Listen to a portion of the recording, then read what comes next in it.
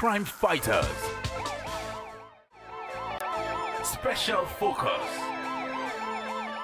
Welcome to a new repackaged and reloaded #1 security program on television, Crimefighters, the police and you. You may be wondering why the program was off air for some time. Well, the answer is not far-fetched.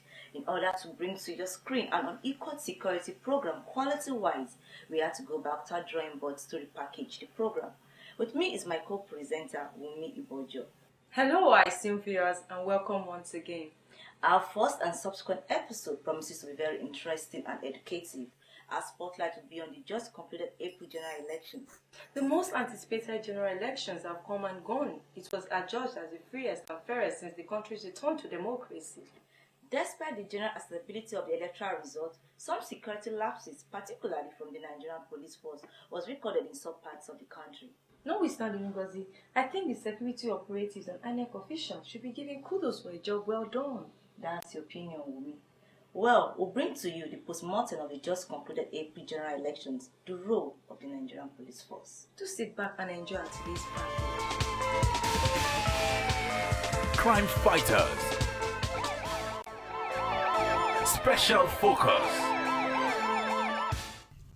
The 20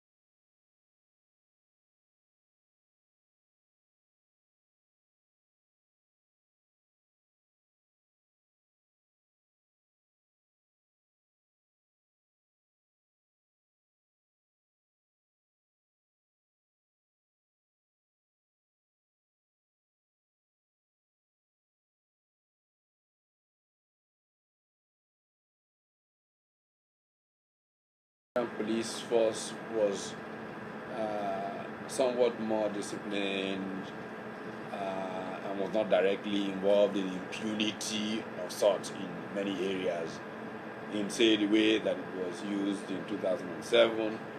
I think it's an improvement. That is not to say that there are no places where the force behaved other than was expected. However, at the heart of this process, at the heart of it all, is education. And the average policeman is a Nigerian citizen.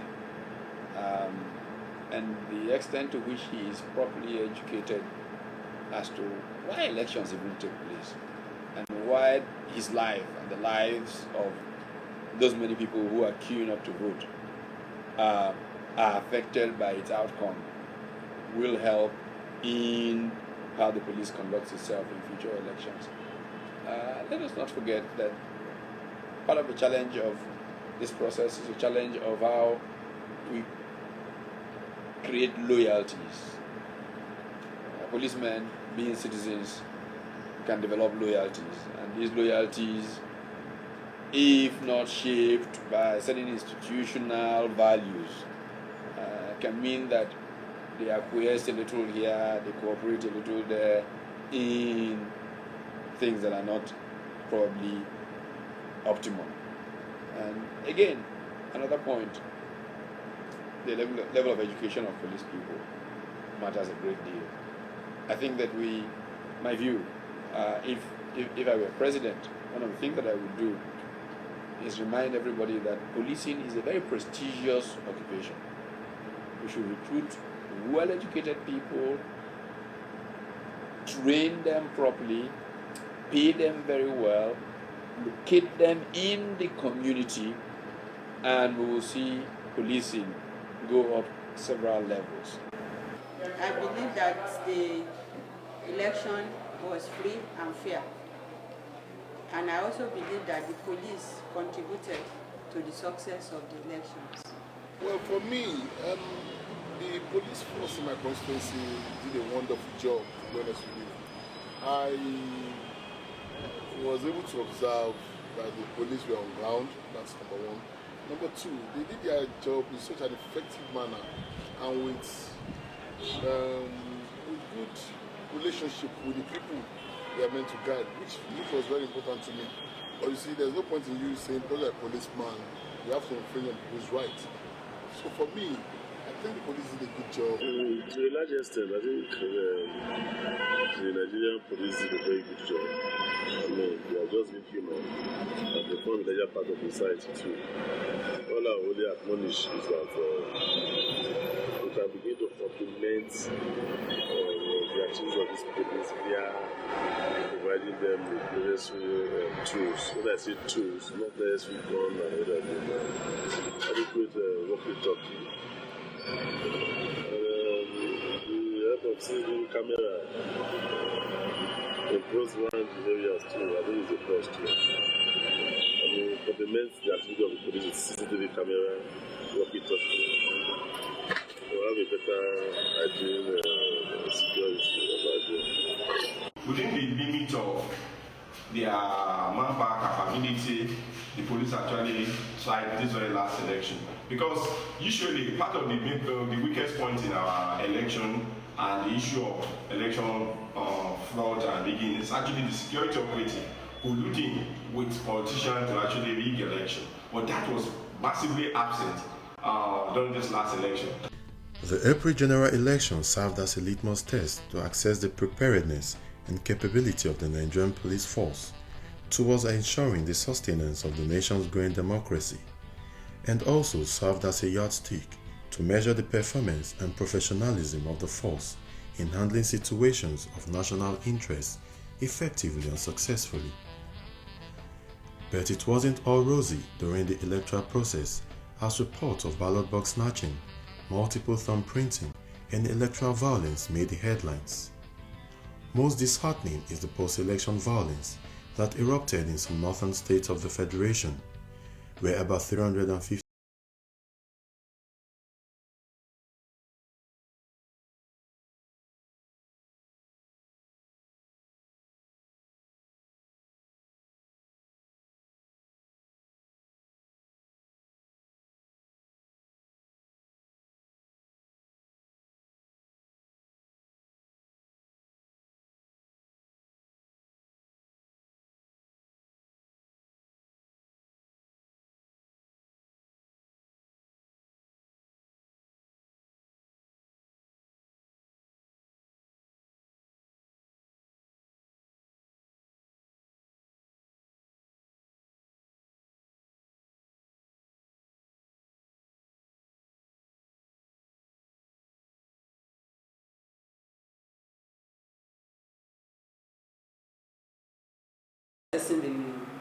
violence that took place in some parts of the north, one who really want to pay glowing tributes to our gallant coppers that paid the supreme price.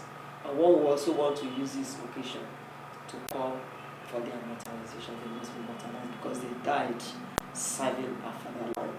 You know, one would have expected that before the election, they would have identified the flashpoints in the country and where they will need a greater number of concentration of security personnel definitely we know that Bauchi and Boko Haram and all of that, there are some states in the north that could be violence flashpoints. I think in terms of intelligence, they ought to have identified such flashpoints and envisage, and probably have a better representation of the security personnel in that area, to the extent that when the violence now broke out, the people that were there could not curtail it. If they have, been sensitive to the so-called flashpoints, maybe they will have been able to curtail it better, or at least to sort of prevent the extent of damage. I think that it's fair to say that we could have anticipated what happened on that day and planned a little better for it. But the ultimate blame, I think, rests with the failure of the system to understand what happened. In retrospect, what was the motives behind the post-electoral hostility that ignited bloodbath following the pronouncement of President Goodluck Ebele Jonathan as the winner of the April 16 presidential polls? Was it a predetermined and orchestrated plan, or a reaction based on the spur of the moment on the part of the aggrieved voters? I still think that we don't quite understand what happened. At least we're not interpreting it accurately. I think that there is a tendency to rush to assuming that some candidates stoked the fire and said go and destroy. If some of that happened, I think it's only a small part of it. For me, what happened on that day, even though loss of human life is inexcusable, nobody should, under any circumstance, resort to killing other human beings, no matter the provocation. But having said that, in my view, what happened on the 17th of April has been much misunderstood. I thought it was the first salvo in the beginning of the Nigerian Revolution. Because for me, what happened was that a highly impoverished underclass, and the northern parts of Nigeria are the poorest parts of Nigeria, so it's only likely that that's where it will start. They were unable to calculate that it was unlikely that the kind of candidates they were investing in had a chance of winning, because arithmetically it was not likely. So in this confusion, they poured out into the streets, went after those they thought were their oppressors. And somewhere along the line, abuse stepped in. As happens with any revolution that does not have a proper vanguard, they began to attack Southerners, they began to attack the churches, and the old dimensions of problems that happened in that part of Nigeria kicked in. For the perpetrators, if you look carefully, I'm sure they are young people. In the first instance, as far as they are concerned, they have nothing to lose, because one, they are jobless, and they are captivated by little money that they can give them, and they don't so much value life, especially because you are talking about their mongeries. I'm sure part of they are trained that if they do as they have their reward in heaven. They go to so as a result of that, they are not really, it's what they will get out of it that is of interest to them. They are not bothered about whether there will be loss of lives or not. I think you can say mentally they are blank. They are blank because they cannot really, they can't feel the impact of what they have done. They cannot even feel remorse. As far as they are concerned, they have delivered on whatever they are asked to do, and that is it. So mentally, I would want to say they are blank. Despite the international commendation on the just concluded April general elections as the first election of the decade in the history of Nigeria, the post-electoral violence that claimed the lives of over 350 Nigerians in the northern part of the country, was also adjudged as the most fatal in recent times. The violence, which was quelled later, caused security agencies unaware. Again, the question that agitates the mind of everyone is why were the security agencies, particularly the Nigerian police force, failed to put in place adequate security strategies to ward off any unforeseen security threat, knowing the general apprehension prior to the commencement of the elections. Security agencies will have to be proactive. Honestly, for a very long time, we have had the drumbeat of war.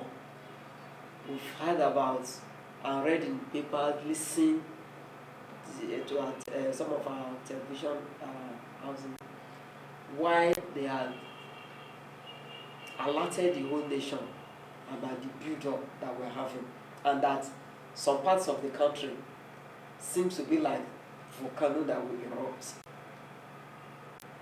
If we have had all these things and our security agencies had not abandoned leprosy to look for cure for eczema, abandoning their primary responsibilities, that is guaranteeing and securing lives and property, probably all these ugly incidents that were recorded, the needless loss of lives will have been averted. If we have had our security agencies troop out in their large numbers,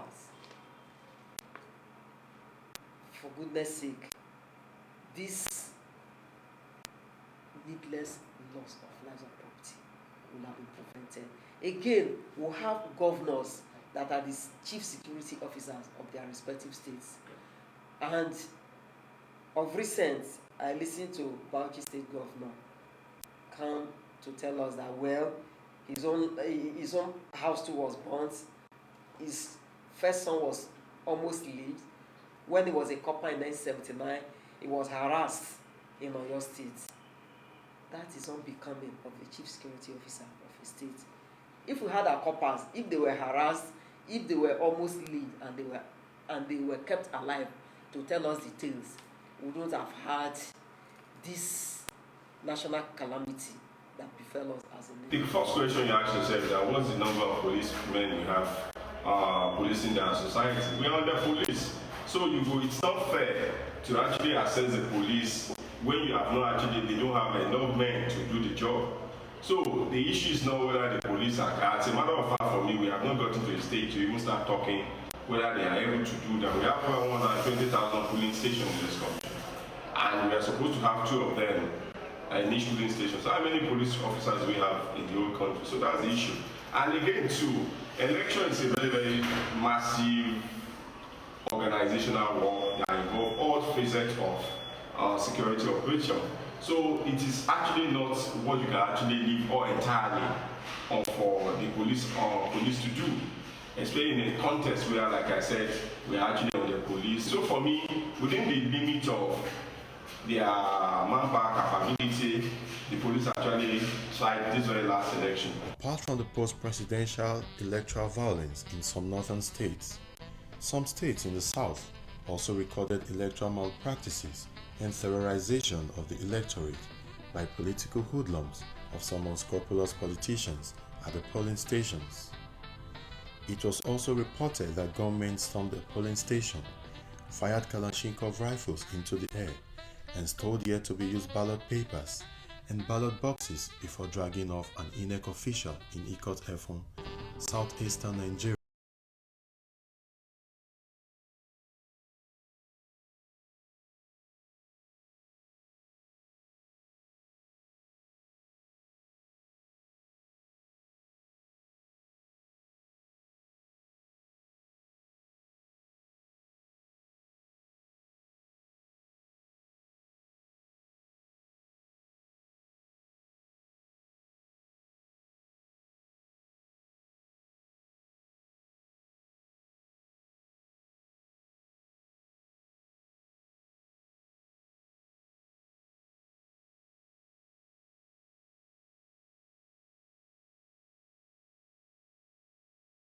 Governorship election. from the build-up of all we had before the conduct of the election, people were just as if they were preparing for war, with read and learned about arms and ammunition that were in the wrong hands, and then that people were frustrated and disappointed to the extent that they preferred to take their destiny in their own hands. Apart from that, some of our politicians were using some of our youths, to perfect thuggery, which will serve as an alibi, for rigging of elections to take place. However, the unprecedented show of patriotism of voters who came out en masse, regardless of security threats in some states, and the scorching ray of sunshine to perform their civic responsibility in a peaceful manner, goes to show that Nigerians are indeed ready for a change. Now that we have all seen ourselves on course, I'll tell any other person who is left behind to join the train. The earlier the better. That is, join us. We have all made up our mind to make it fine. So whoever is left behind, but I know they must be very, very little, because from what I've seen of people taking their turn to perform their civic duty, I'm very, very impressed with Nigerians. Everything is going on peacefully. People can't turn up in time. The ANEC staff, they really perform wonderfully okay today. Because they came in time and everybody come up in time. The voting is going on peacefully. Fantastic, very fine. Very, very fine. I never expected it, but it's fine. What about the security agencies? Are they The performing their duties? security, they are doing fine. They are performing their duties. Everywhere so calm. We have no problem with this particular one. The security, the police agents here, they are doing fine. And we are cooperating with them. So that's no problem. Police has really tried, honestly, and it has been so fantastic. No problem, very peaceful and family. No problem, no hassle, no threat at all. You can see everybody smiling. The turnout of today is so great. Like you see me, I'm in number 434. We are almost 500 in number now, and we have not finished the accreditation. What about the security?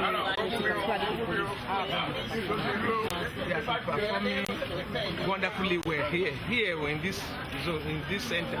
We so much appreciate what they are doing.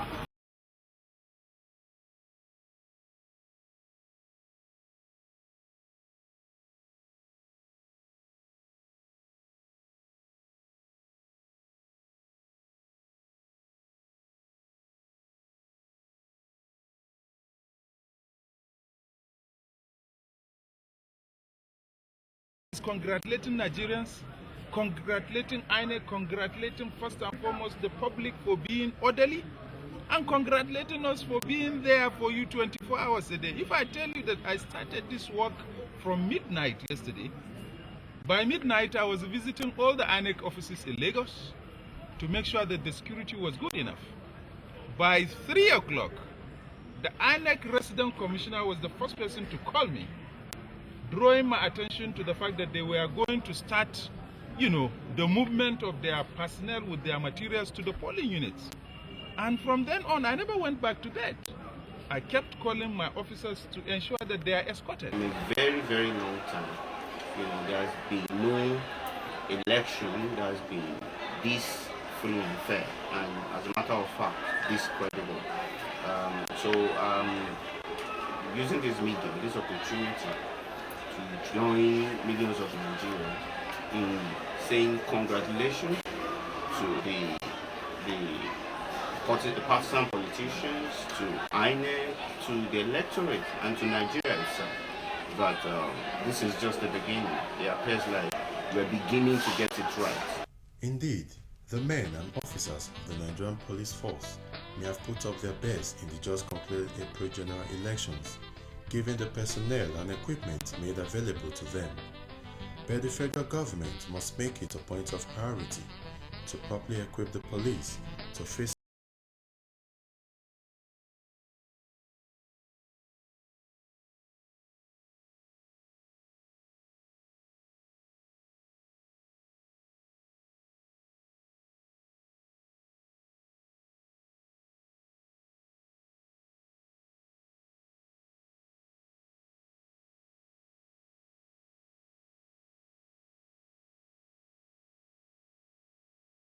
and the citizenry. Crime Fighters. First Bank of Nigeria PLC is proud to be associated with Crime Fighters, the police and you.